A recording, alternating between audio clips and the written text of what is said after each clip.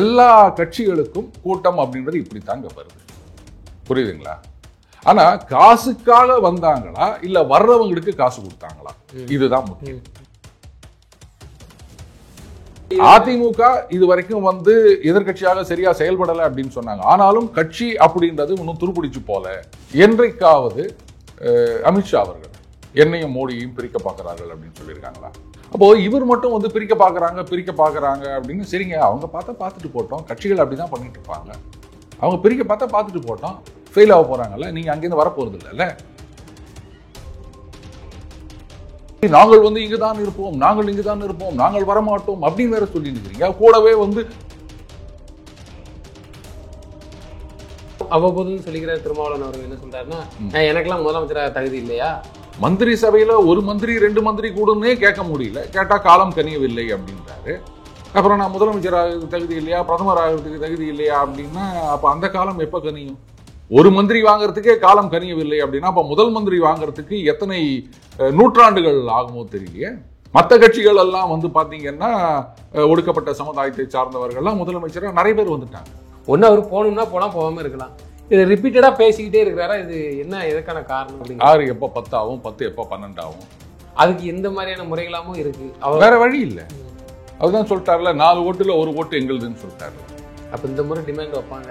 திமுக அதிமுக 2 பேருமே கூட்டணி இல்லாம ஜெயிக்க முடியாதுன்னு ஆகி போச்சுங்க. அதுலயும் முக்கியமான விஷயம்னா தோழமை அப்படின்றத இன்னும் அப்படியே மெயின்டைன் பண்ணி நிற்கிறார் அவர் திருமா அவர்கள்.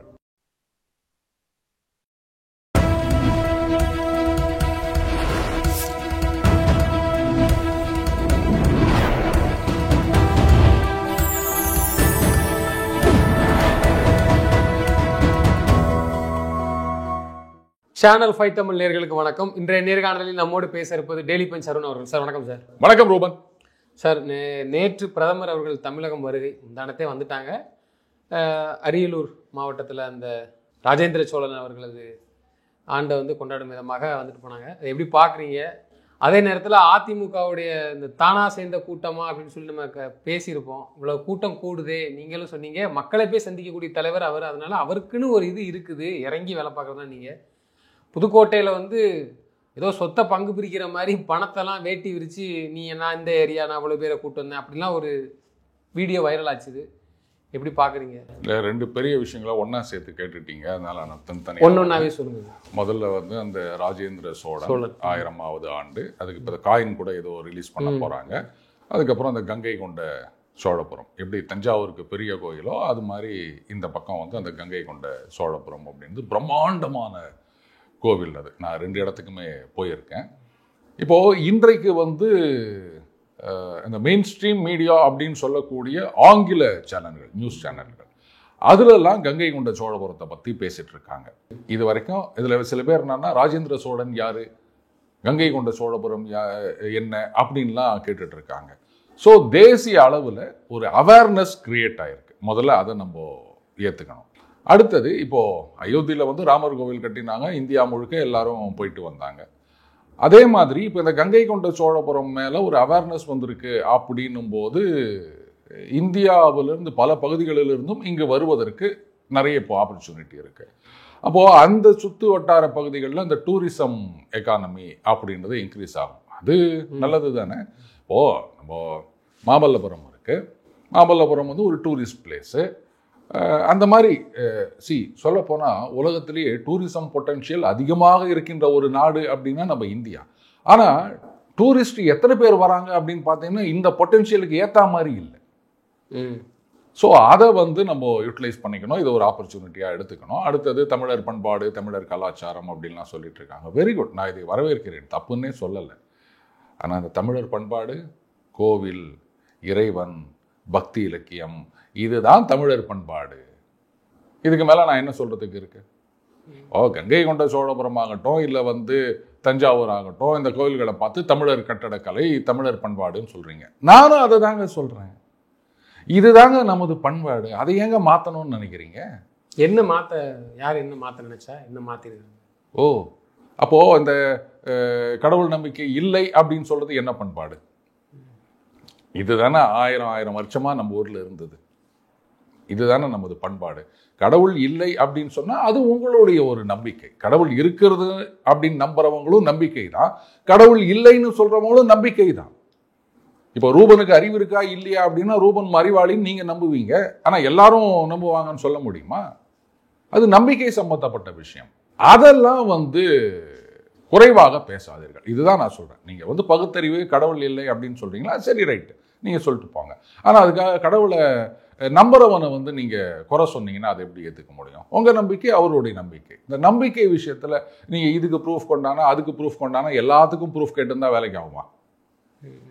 அடுத்தது இப்போ அவங்களுக்கு பெரிய சிலை வைக்க போறோம் அப்படின்னு சொல்லியிருக்காரு. ஏற்கனவே ராஜராஜனுக்கு ஒரு சிலை வச்சிருக்காங்க. அண்ணாமலை அவர்கள் தான் மோடி அவர்கிட்டே ரெக்கமெண்டா கோரிக்கை நான் சொன்னேன், ஒரு சிலை வைக்கணும்னு சொல்லியிருந்தேன். அதுக்கப்புறம் மோடி அவர்களே மிகப்பெரிய ஒரு சிலை வைக்கணும் அப்படிங்கிற மாதிரிலாம் வந்துச்சு. அது எந்த அளவு இதுல கலாச்சாரம் பண்பாடு அப்படின்றதையும் தாண்டி ஒரு முக்கியமான விஷயம் இருக்கின்றது ரூபன். அதாவது எதற்காக சிலை வைக்க வேண்டும் அப்படின்னா, இப்போ நண்பர் ஒருத்தர் பேசியிருந்தார். அவர் என்ன சொன்னாரு, இப்போ வெளிநாடுகள்லாம் பார்த்தீங்கன்னா அந்த மியூசியம் அப்படின்றது உலக புகழ்பெற்ற மியூசியங்கள் இருக்கின்றன. நம்ம இந்தியாவில் ஏன் அந்த மாதிரி இல்லை அப்படின்னும் போது, இதுவே லிவிங் மியூசியம்னு தான் நான் சொல்லணும். இதோட இன்றைக்கும் உயிரோட்டத்துடன் இருக்கின்றன அந்த கோயில்களெல்லாம் மக்கள் போய் கொண்டு வருகின்றார்கள். அந்த சிற்பக்கலையோ இதையோ அதில் இருக்கின்ற அந்த சிலைகள்லாம் பாருங்க, அது நாட்டியத்தை குறிக்கின்ற சிலைகள், இன்னும் பலவிதமான சிலைகள்லாம் இருக்கின்றது, லைவ்லியா இருக்கு. மியூசியம் அப்படின்னா உங்களுக்கு தெரியுமான்னு தெரியல, ஒரு காலத்தில் சென்னைக்கு வரவங்கலாம் எங்கே போனோம் அப்படின்னு கேட்டால் உயிர் காலேஜ் செத்த காலேஜ் அப்படின்வாங்க. உயிர் காலேஜ் அப்படின்றது இந்த சென்னையில் மூர் மார்க்கெட்னு சொல்கிறோம் இல்லையா, அங்கே ஒரு மிருக காட்சி சாலை இருந்தது, அதை உயிர் காலேஜ்னு சொல்லுவாங்க. எக்மோரில் இருக்க மியூசியத்தை செத்த காலேஜ்னு சொல்லுவாங்க. ஆனால் இன்றைக்கு உயிருடன் இருக்கின்றது இல்லையா, அதுதான் முக்கியம். அண்டு இதை பற்றின இப்போது ராஜராஜன் அப்படின்னும் போது, இல்லை ராஜேந்திர சோழன் அப்படின்னு சொல்லும்போது இன்னைக்கு நேஷனல் லெவலில் ஒரு அவேர்னஸ் வந்திருக்கு. ஆனால் நமக்கே அப்படி ஒரு பெருமிதம் பார்த்தியா, நம்ம தமிழ் மன்னர்கள் எங்கே வரைக்கும் போயிருக்காங்க, எவ்வளோ வெற்றிகளை பெற்று இருக்கின்றார்கள், கடல் கடந்து வாணிபம் செய்திருக்கின்றார்கள். இந்த ரோமானியர்களோடெல்லாம் நம்ம ஒரு காலத்தில் 1000 வருஷத்துக்கு முன்னாடி வியாபாரம் பண்ணிக்கிறோம். அந்த இழந்த பெருமையை மீட்க வேண்டும் அப்படின்ற ஒரு துடிப்பு நமக்கு வருது இல்லையா. ஸோ அதனாலையும் நான் இதை பாசிட்டிவாக தான் பார்க்குறேன். ஆனால் இதெல்லாம் செய்யறதுக்கு நீங்கள் சொல்கிற மாதிரி வடக்குலேருந்து ஒருத்தர் இனிஷியேட் பண்ண வேண்டியதாக இருக்குல்ல. சரி ரைட், இருந்துட்டு போட்டோம். அடுத்த கேள்வி, இது தானா சேர்ந்த கூட்டமா என்ன அப்படின்னு. ரூபன், ஒரு விஷயம் நீங்கள் புரிஞ்சுக்கணும்.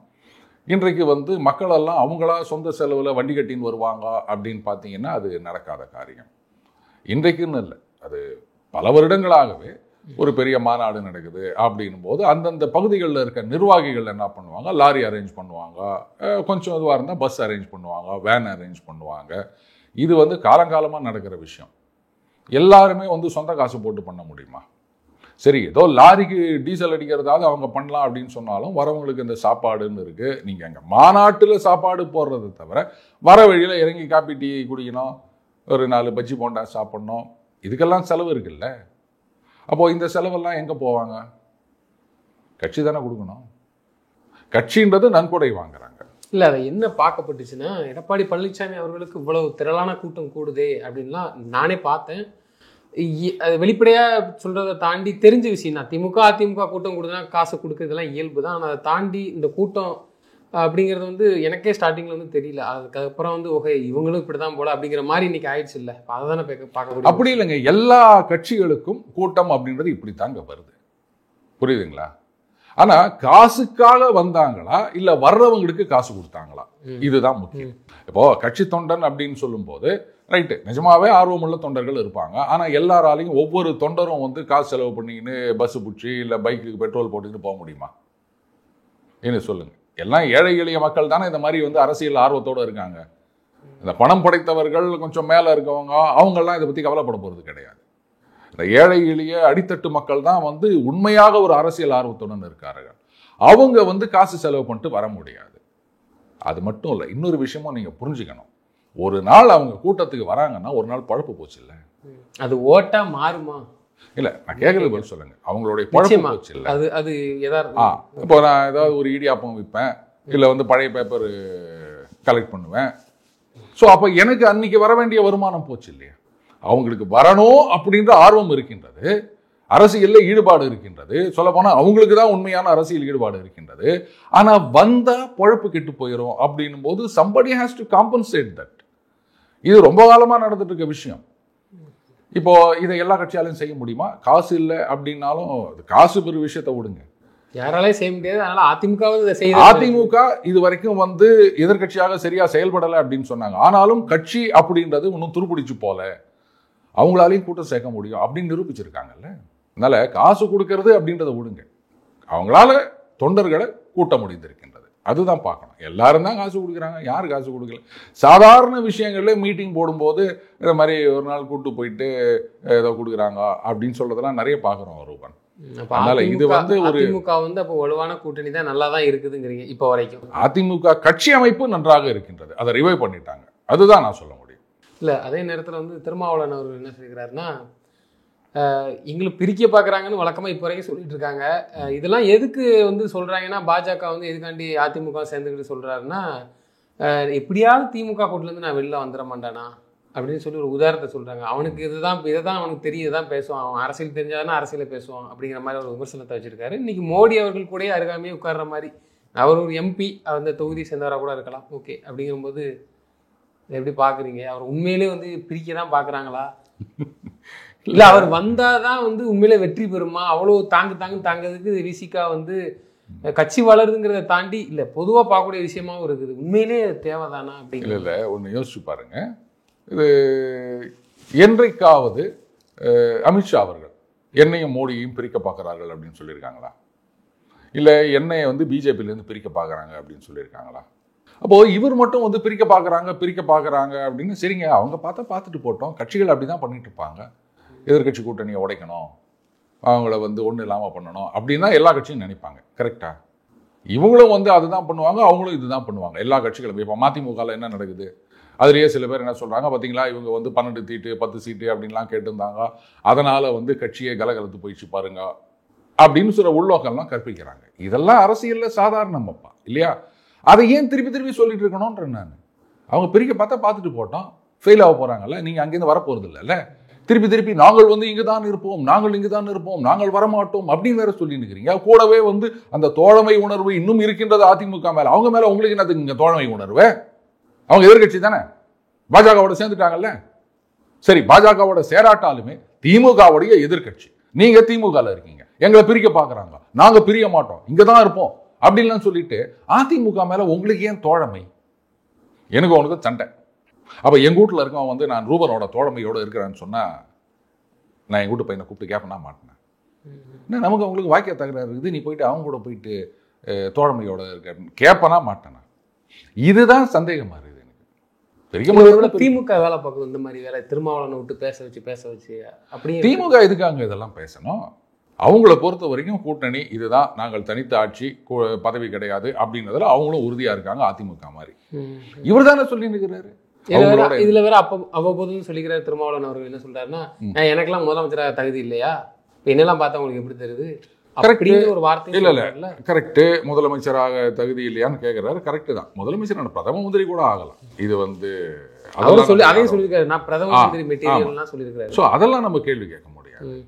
ஆனா அந்த தமிழ்ல ஒரு பழமொழி சொல்லுவாங்க இல்லையா, அந்த மாதிரி இங்க மந்திரி சபையில ஒரு மந்திரி 2 மந்திரி கூடனே கேட்க முடியல, கேட்டா காலம் கனியவில்லை அப்படின்றாரு. அப்புறம் நான் முதலமைச்சராக தகுதி இல்லையா, பிரதமர் ஆகிறதுக்கு தகுதி இல்லையா அப்படின்னா, அப்ப அந்த காலம் எப்ப கனியும்?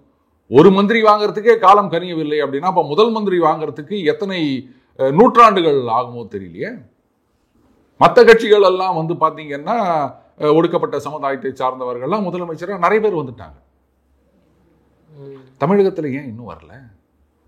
நீங்கெல்லாம் சொல்றீங்க அங்கெல்லாம் வந்து வளர்ச்சி இல்லாத மாநிலங்கள் அப்படின்னு சொல்லப்படுகின்ற உத்தரப்பிரதேசம், பீகார், இந்த மாதிரி மாநிலங்கள்லயே வந்து ஒடுக்கப்பட்டவர்கள், இத்தனை வருடங்களாக பாதிக்கப்பட்டவர்கள், அவங்கெல்லாம் முதலமைச்சராக வந்துட்டாங்க. நாங்கள் வந்து சமூக நீதியில் நாங்கள் தான் உச்சத்தில் இருக்கோம் அப்படின்னு சொல்கிற மாநிலத்தில் காலம் கனியவில்லை அப்படின்னா எங்கேயோ உதைக்குதில்லை ரூபன்? எனக்கு பதில் சொல்லுங்க. பின்தங்கிய மாநிலங்கள் பாருங்க, அவங்க மாநிலங்களில் வளர்ச்சியே கிடையாது அப்படின்னு சொல்ற இடங்கள்லயே இந்த மாதிரிலாம் வந்துச்சு. கேட்டால் என்ன சொல்றீங்க, இந்த மாதிரி ஊபி, மாப்பி, பீகார் இந்த மாதிரி இடங்கள்லாம் வந்து அப்படியே ஜாதிய உணர்வு மேலோங்கி இருக்கின்றது அப்படின்னு நீங்க குறை சொல்லுகின்ற மாநிலங்கள்லயே அவங்களால முதலமைச்சரா வர முடியுது. இல்லை இன்னொன்று என்னன்னா, திருமாவளவன் அவர்களை பற்றி பேசணுன்ட்டு இன்னைக்கு இது இல்லை. இருந்தாலும் நம்ம அதை கடந்து போனாலும் அவர் ஒரு தலைவர், ஓகே தேர்தல் வேலைலாம் அப்படி எப்படி போய்கிட்டு இருக்கு. அவர் இதையெல்லாம் சொல்லும் போது அதை பேசக்கூடிய சூழலாக வருது. என்ன பேசி தான் அவங்களுக்கு அரசியல் பண்ணணும், அரசியல் தெரிஞ்சு அரசியல் பேச போகிறாங்க, நான் எப்போ பிரிக்க பார்க்குறேன், எப்போ நான் அங்கேருந்து வருவேன், இதையே பார்த்துட்டு இருக்கிறாங்க. ஆனால் அது ஒரு காலம் இது அவ்வப்போதுன்னு சொல்லிக்கிறேன், ஒரு காலம் நடக்காது. பாஜக என்ற தீய சக்தி. அதை நான் என்ன கேட்குறேன், கூட்டணி அலைன்ஸ் வந்து ஃபிக்ஸ் ஆகிடுச்சு, இவங்களோடு இவங்க தான் அப்படின்ட்டு. ஒன்று அவர் போகணும்னா போகலாம், போகாமல் இருக்கலாம். இது ரிப்பீட்டடாக பேசிக்கிட்டே இருக்கிறாரா, இது என்ன எதுக்கான காரணம் அப்படிங்க? 6 எப்போ 10 ஆகும், 10 எப்போ 12 ஆகும், அதுக்கு எந்த மாதிரியான முறைகளாமும் இருக்கு. அவர் வேற வழி இல்லை. அதுதான் சொல்லிட்டார்ல, 4 ஓட்டுல 1 ஓட்டு எங்களுதுன்னு சொல்லிட்டார்ல. அப்ப 25% விசிகாவினால் தான் வருகின்றது. அதை ஒத்துக்கிறீங்கல்ல? அப்ப நேரடியா திமுக தான் இந்த இதான வேலை. இது அதிமுகவுக்கோ பாஜகவுக்கோ இல்லை, திமுகவுக்கு தான் இந்த பேச்சுக்கள் எல்லாமே. அவங்களுக்கும் தெரியும் எத்தனை வருஷமா அரசியல் பண்றாங்க, அவங்களுக்கு தெரியாதா? கூட்டணி கட்சியில் வேற கம்யூனிஸ்ட் டாலர் ஒருத்தர் சொல்லியிருக்காரு, ஏன்னா 10 சீட்டு 12 சீட்டு வேணும் அப்படின்னு தொண்டர்கள் ஆசைப்படலாம், ஆனா அதெல்லாம் பொதுவெளியில பேசக்கூடாது. ஏங்க பொதுவெளியில பேசக்கூடாதுன்னு நீங்க தானங்க இது பொதுவெளியில பேசி நிக்கிறீங்க. கட்சிக்குள்ள ஒரு கூட்டத்தை போட்டு அப்பா எத்தனை சீட்டு வேணும்ன்றதை வெளில பேசாதீங்க அப்படின்னு 4 செவத்துக்குள்ள பேசினா பரவாயில்ல, இது பேசினது செய்தியா வருது. அப்ப இது என்ன சொல்லுவீங்க நீங்க? அந்த மாதிரி தான் அது தேர்தல் நெருங்கும் பொழுது நம்ம ஏற்கனவே நம்ம பேசினது தான் ரூபன். இந்த பாராளுமன்ற தேர்தலில் இவங்க 39 + 1 40 ஜெயிச்சாங்கன்னு சொன்னால் கூட்டணிகளுடைய அழுத்தம் அதிகமாக இருக்கும். 26 இவங்களால தாங்க முடியாதுன்னு நான் சொன்னோம். அதுதான் ஒரு 5 சீட்டு இவங்க தோத்துந்தாங்க, குறிப்பாக அந்த கூட்டணி கட்சிகள் தோத்துந்தது அப்படின்னு சொன்னால் அப்போ 26 கொடுக்கறத வாங்கிட்டு இருந்திருப்பாங்க. ஒன்றும் கேட்க முடியாது. என்னங்க பண்ணுறது, நாங்கள் நின்ற தொகுதியெல்லாம் ஜெயிச்சிட்டோம், கூட்டணி கட்சி கொடுத்ததெல்லாம் தோற்று போயிடுச்சு, அதுவும் பாஜக ஜெயிச்சிச்சு அந்த தொகுதிகளில். இப்போ நான் உங்களுக்கு அதிகமான சீட்டு கொடுத்தேன்னா அதுக்கப்புறம் பாஜக உள்ளே வந்துடும். அதுக்காக நீங்கள் வந்து போன தடவை வாங்கினதோட கம்மியாக வாங்கணும்னு சொல்லியிருந்தாலும் அவங்க ஏற்றுருந்துருக்கணும். நம்ம நிறைய பேசியிருக்கோம்ல இதை பற்றி பாராளுமன்ற தேர்தலுக்கு முன்னாடி. அதுதான் இங்கே நடக்குது, வேற ஒன்றும் கிடையாது. அப்போ இந்த முறை டிமாண்ட் வைப்பாங்க, நிச்சயமாக வைப்பாங்க, அதிகமாகவே வைப்பாங்க. அது தேர்தல் நெருங்குற சமயத்தில் இந்த அழுத்தம் அதிகமாகும். ஏன்னா திமுக அதிமுக 2 பேருமே வந்து கூட்டணி இல்லாமல் ஜெயிக்க முடியாதுன்னு ஆகிப்போச்சுங்க. அதுலேயும் முக்கியமான விஷயம்னா அந்த தோழமை அப்படின்றத இன்னும் அப்படியே மெயின்டைன் பண்ணி நிற்கிறார் அவர் திருமா அவர்கள். ஒருவேளை பாஜக வெளில போயிடுச்சு அப்படின்னு சொன்னா அப்போ வருவதற்கு ஒரு வாய்ப்பு இருக்குல்ல. சொல்றத பார்த்தா பாஜக வெளியில போகுங்கிற மாதிரியும் தெரியுதுங்கிறத எடுத்துக்கலாமா? இல்ல இவங்க போனதுனால அரசியல் கட்சி வரப்போது, அற்புத கட்சி வரப்போது வேற அவர் எடப்பாடி பழனிசாமி அவரோட வேற சொல்லியிருக்காங்க. இல்ல என்னை பொறுத்த வரைக்கும் இந்த கூட்டணி இதுதான் ஃபைனல் அப்படின்னு நான் நினைக்கல. தேர்தல் நெருங்குற நேரத்தில் இன்னும் சில மாற்றங்கள் கூட வரலாம், ஏமாற்றங்களும் வரலாம். அதனால தான் அந்த தோழமைன்றதை அவர் இன்னும் அப்படியே மெயின்டைன் பண்ணிட்டு இருக்காரோ அப்படின்னு எனக்கு ஒரு டவுட் வருது. இதை எதிர்பார்த்து யாரெல்லாம் சார் இருக்கிறா? ஒரு பக்கம் அண்ணாமலைக்குன்னு ஒரு தனி கூட்டம் இருக்குது, இதை ஒத்துக்கிட்டு தான் ஆகணும். இன்னொரு பக்கம் நயினார் தலைமையில் இருப்ப ஒரு பாஜக அமைதியா ஓகே அப்படின்ட்டு ஒரு கூட்டம் இருக்குது. பாஜகக்குள்ளேயே 2 இருக்குது. இன்னொரு பக்கம் அதிமுக பாஜக ஒட்டக்கூடாதுன்னு ஒரு கூட்டம் வேற இருக்கு. கேட்டால் இது எங்க சுயமான பிரச்சனை, நாங்க எதுக்கு அப்படி போய் நிக்கணும், அதிமுகங்கிறது முன்ன மாதிரியான அதிமுக இப்ப இல்லை அப்படிங்கிற மாதிரி. இதெல்லாம் பார்க்கும்போது பாஜக எப்படியாவது அதிமுக கூட வந்து பிரிஞ்சாலும் சந்தோஷப்படுறதுக்குன்னு ஒரு கூட்டம் இருக்கிற மாதிரி தானே தெரிய வருது. அப்படி இல்லை, அதாவது சேர்ந்ததுனால வருத்தப்படுகிறவர்கள் அந்த வருத்தம் போவாங்க அப்படின்னு பார்த்துக்கலாம். இப்போ 2 பேரும் கூட்டணியில் இருக்காங்க. எடப்பாடியார் அவர்கள் அன்னைக்கு என்ன சொன்னார், என்ன வந்து கோவில் காசு எடுத்து கல்லூரி கட்டுறதா அப்படின்னு கேட்டார். உடனே இந்த பக்கத்துலேருந்து பதில் சொன்னாங்க, உங்க ஆட்சி காலத்துல எழுதி கொடுத்தது யாரு வரேன் வந்து உங்கள் ஆட்சி காலத்துலலாம் என்ன நடந்தது, இங்கெல்லாம் அதிமுக ஆட்சி காலத்தில் இது மாதிரிலாம் நடக்கலையா அப்படின்னு அவங்க திருப்பி கேட்டாங்க. ஆனால் டகால் என்ன பண்ணிட்டாரு, அந்த கோயில் நிலங்களில் இந்த குத்தகை அவங்க இருக்காங்கல்ல அவங்க பேருக்கே நாங்கள் வந்து அதை பண்ணி கொடுப்போம், வீடு கட்டி கொடுப்போம் அப்படின்லாம் பேசியிருக்காரு. அதுக்கு அவங்க கோவப்படுற மாதிரி கோவப்பட்டாங்க. வரேன் இப்போ 2019 அதுக்கு ஏதோ ஸ்டே கொடுத்துட்டாங்க அப்படின்னு சொன்னாங்க. அரசாங்கத்துக்கிட்ட புறம்போக்கு நிலங்கள் அப்படின்னு எத்தனை 1000 லட்சம் ஏக்கர் இருக்குது, அதெல்லாம் கொடுக்கலாம்ல. அப்போ ஒரு நிலத்தை ஒத்து ஆக்கிரமிப்பு பண்ணியிருந்தாங்க அப்படின்னு சொன்னா அது கோயில் நிலமாக தான் ஒன்னே எடுத்து கொடுத்துருவீங்க. இல்லை இப்பதான் அந்த நிலத்தெல்லாம் மீட்டு எடுத்துட்டு வந்துட்டு இருக்காங்க அந்த சூழல்ல. இது போன்ற அதான் எதுக்கு அவர் இப்படி பேசுறாரு வரேன். இப்போ என்ன ஆகும், இந்த அதிமுக பாஜக இந்த கூட்டணி உடைய வேண்டும் அப்படின்னு நிறைய நலம் விரும்பிகள் நினைக்கிறாங்க. இது நம்ம கட்சியில மட்டும் சொல்லலை, பொது வெளியிலேயே. அப்போ என்ன பண்ணுவாங்க, யாராவது ஒருத்தர் அவங்க கிட்ட மைக்கை கொண்டு போய் நீட்டிட்டு இந்த மாதிரிங்க அவர் கோயில் நிலத்தெல்லாம் அவங்களுக்கே பட்டா போட்டு கொடுத்துருவோம், வீடு கட்டி கொடுப்போம்னு சொல்றாங்களே, இதை பத்தி உங்கள் கருத்து என்னன்னு கேட்டா என்ன பதில் சொல்லுவாங்க யோசிக்கிறீங்களா? நோ கமெண்ட்ஸ்னு போக முடியுமா? சரி, இந்த பக்கம் அமைச்சர் எல் முருகன் அவர்கள் அவர் என்ன சொல்லிட்டு போறாரு, திமுக ஆட்சியை நாங்கள் அகற்றுவோம் சொல்லிட்டு மக்கள் விரும்புகிறார்கள், அதனால என்டிஏ கூட்டணி ஆட்சிக்கு வந்தவுடன் மும்மொழி கொள்கை அமல்படுத்தப்படும் அப்படின்றாரு. இப்ப நேரா எடப்பாடியார் கிட்ட போயிட்டு, நீங்க ஆட்சிக்கு வந்தா மும்மொழி கொள்கைன்னு சொல்றாரு, இது உங்கள் கருத்து என்ன, நீங்க அமல்படுத்துவீங்களா, அதிமுக ஆட்சிக்கு வந்ததும் மும்மொழி கொள்கை வருமா அப்படின்னு மைக்க வச்சுன்னு கேட்டாங்கன்னா என்ன பதில் சொல்லுவாங்க? இவங்க ரெண்டு பேரும் திமுகவை எதிர்த்து ஸ்டேட்மெண்ட் கொடுக்கறத விட ஒருத்தருக்கு ஒருத்தர் கான்ட்ராவாவே பேசி நிற்கிறாங்கன்றது புரியுதா அவங்களுக்கு? எதுக்காக இதெல்லாம் இதை கூட அவங்க சரி செஞ்சுக்காம அதாவது இந்த மாதிரி விஷயங்களை கூட அவங்க ஓகே விட்டு கொடுத்து கூட்டணி அலையன்ஸ் வச்சாச்சு, அதெல்லாம் இது பண்ணிக்காமே இப்போ பட்டும் படாமே இருக்கிற மாதிரி இருக்கு. ஏதோ அதுதான் ஏன்னு எனக்கு தெரியல.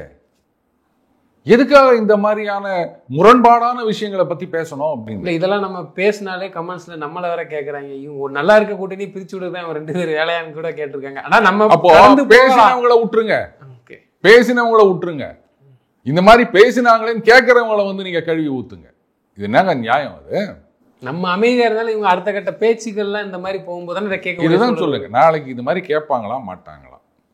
இல்ல தேர்தல் பிரச்சாரம் வரும்போது பார்த்தீங்களா, அதிமுக வந்தா இந்தி வந்துடும், பாஜக வந்துடும், இப்படிதானே சொல்லுவாங்க. இல்ல கஷ்டப்பட்டு மாறி மாறி சமாளிக்கிறாங்களோ இவங்க தரப்புல இருந்து அவங்க மனசுக்கு நோயிடக்கூடாது, இல்ல அதுக்கப்புறம் இவங்க ஒரு கருத்தை சொல்ல இவங்க மனசுல இவங்க இது மாதிரி ஒண்ணு பேசுறமே, அதாவது 2 பேருக்கும் காமனான விஷயங்கள்னு சிலது இருக்கும். அதனாலதான் பாத்தீங்கன்னா இந்த முரண்பாடான கட்சிகள்லாம் ஒன்னா சேரும்போது கூட காமன் மினிமம் ப்ரோக்ராம்னு ஒன்று கொண்டு வருவாங்க. பார்த்துருக்கீங்களா? எல்லா கட்சியிலையும் அந்த காமனா இருக்க விஷயங்களை மட்டும் எடுத்து இதுதான் அப்படின்னு சொல்லுவாங்க. ஆனா இங்க எதெல்லாம் ஒத்த கருத்து இல்லையோ அதை பத்தி மட்டுமே பேசி நிற்கிறாங்க 2 தரப்புலையும். பிஜேபி பேசுதுன்னா எப்படி விட்டு கொடுக்கும்? அவங்க பேசிக்கலாவே ஒரு இந்துத்துவா இப்படிதான், அதை தாண்டி இப்படிதான் இருக்கும், இந்த சித்தாங்க இந்த தர்மத்தின் இப்படிதான் செயல்படணும், அதுல ஒரு மக்கள் ஆட்சி அழகான ஒரு ஆட்சி கொடுக்கணுங்கிற முறையில மூவ்மெண்ட் இருக்கு பட்சத்துல அதை உடைக்கிற மாதிரி நீங்க கோயில் நிலத்தெல்லாம் கொடுப்போம்னு சொன்னா அது எப்படி? அதான் கேட்கறேன், ஏன் அப்படி சொல்றாங்க? அது அவங்க போய் கேளுங்க, என்ன போய் கேக்குறீங்க? இந்த மாதிரி பேசினாங்களே இது சரியான்னு மட்டும் தான் நான் கேட்க முடியும். அப்போ ரைட், ஓகே, நீங்களும் இப்படி கேக்குறீங்க, அது அவங்கள போய் கேளுங்க. அப்ப இந்த பொருந்தா கூட்டணிங்கிறது நம்ம எடுத்து ஒத்துக்கலாம், அதனாலக்கு எப்போ வேணாலும் கலட்டி விட்டும் போகலாங்கிறது நான் ஏத்துக்கலாம். அதனால தான் அந்த தோழமை உணர்வு இன்னும் தொடர்கிறது அப்படின்றதையும் நான் பாக்குறேன். அதனால தான் இந்த கூட்டணிகள் அப்படின்றது இது ஃபைனல் கிடையாது அப்படின்னு என்னுடைய கருத்தாக இருக்கின்றது. இப்ப புரியுதுங்களா? ஏதோ இவங்க ஒன்றா சந்தோஷமா அவங்க சேர்ந்தா வருத்தமா இதெல்லாம் எனக்கு கிடையாதுங்க. மேட்ச் ப்ரோக்ரஸ் ஆகிட்டு இருக்கும்போது இது மாதிரி இந்த ஆளையே திருப்பி திருப்பி கொண்டாந்து பவுல் பண்ண வர்றா, அந்த ஆள் பாட்டுக்கு நோபாலா போட்டுக்கிறாரு, இதெல்லாம் உருப்பிடுமா அப்படின்னு ஒரு கமெண்டேட்டர் கேட்டா, ஏயா இந்த டீம் ஜெயிக்கணும்னு உனக்கு ஆசையே கிடையாதா அப்படின்னு யாராவது கேட்பாங்களா? நீங்க இந்த மாதிரி சொதப்பினுக்கிறீங்களே கேட்கறாங்க. அது ரைட், இந்த மாதிரி சொதப்பினுக்கிறீங்களே நாம சொல்றோம், அவ்வளவுதான். இல்ல நாங்க சொதப்பினே தான் இருப்போம், அது எங்கள் பிறப்புரிமை அப்படின்னு நினைச்சீங்கன்னா அது நாம ஒண்ணும் பண்ண முடியாது. என்ன கட்சியில சொல்லிக்கிட்டேன் அன்னைக்கே சொன்ன பத்தியா, தேர்தலுக்கு அப்புறம் இன்னும் 2 வார்த்தை அதிகமா பேசலாம். தொடர்ந்து தங்களது கருத்துக்களை பேசுறதுக்கு நன்றி. நன்றி ரோவன்.